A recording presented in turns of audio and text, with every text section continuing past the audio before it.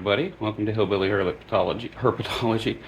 Sorry, early morning. It's another day in the life series, and today we're gonna just look around and see what tarantulas are out and about whenever the lights are off that are gonna stay out and let us get pictures of them, if they will. Let's see. This is a Simopius pulcher.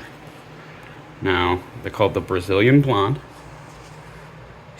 She is a stunner. This is an adult female. She's pretty good size. I'm not going to reach my hand in there, but I can show you from over here. She's a biggin'. And we actually have a male that's going to be breeding with her as soon as he's ready. He's got a couple of more molts left, but as you can see, she's primed up and in condition. I do think I'm going to switch out her digs here for whenever she goes to breed. Give her a little bit something more moss, a little bit different. Loves to web, as you can see.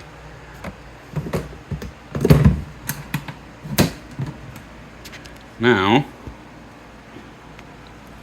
over here, I've showed you guys this before. We have the Poecilotheria regalis, and I do not know the common name. As you can see, I threw some mealworms and roaches in there last night, and she's got something there that she's eating on, which is really good because I was kind of worried about her not eating because I hadn't seen her eat, but it's stupid to worry about these guys not eating. They're going to eat. Alright, here we have an H. gigas, or a Cameroon red baboon. Now, she's something else. Let's just say that. Yesterday, I opened up the enclosure to give her some food, and I got threat posture after threat posture, and she was actually slapping the ground just because I opened up the cage and threw some food in. Here we have our Aphonopelma seemani. This is the female. Within a few molt cycles, we have a male ready for her. If you guys have ever seen, a little fun fact, if you guys have ever seen Home Alone, this is actually the tarantula from Home Alone. So, fun fact about this one, I had her for over a year. She didn't eat. Half the time she was with me, half the time she was with Gary. Didn't eat the whole time, buried herself, was in pre-molt. Took her over a year to molt out. And then after she finally molted, it took her another couple months. Yesterday was the first time that I'd ever seen her eat, and she ate some mealworms.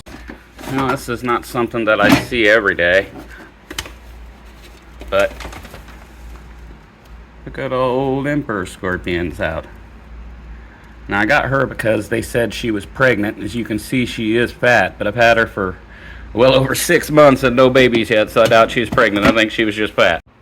Here we have one of our several mantises that have hatched out for us this year, and we're just raising them up, and hopefully we have a good breeding project with them next year. As you can see, they're pretty tiny right now. So right here is the male Simopius pulcher, and like I said, much smaller than the female, and will stay smaller even when it's mature, but this is what we'll have to breed with her. As well as here we have the male Aphonopelma seemani, or the Costa Rican straight-knee. Here is a very beautiful spider. This is the Simopius armenia, or the Venezuelan sun tiger. She's just beautiful. And here you can see just the tail end of our Carabina versicolor. You see she's got the fat rump there. I just paired her a couple of months back. Well, not even that, probably about a month and a half. We'll see if we get any eggs. She was a little bit young, but I had a mature male and wanted to try her out anyway.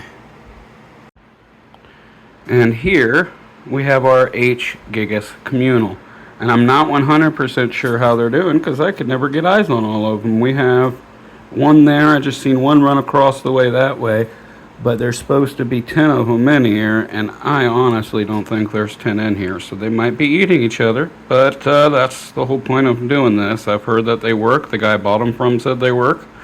He had hundreds of them in one, and so we're trying them out. Alright, so last thing I wanted to put in this video here, I was asked on a comment about water dishes, about the tarantulas and how I water them. So, with most of my tarantulas, they have water dishes because they don't cover them up. As you can see, I've got a water dish in my Simopius pulcher. This is the piece of Lotharia. There's a water dish there glued into the enclosure. I like gluing them in because if you do that, there's less of a chance they can run off with them. As you can see here, my Formictopus species green gold has one. She throws the dirt in it, but that's all good. That's what they do. My AC Mani does not have one because she bulldozes her enclosure constantly and it gets buried. But as you can see, I keep her a little bit more on the moist side compared to what most people would their Simanis.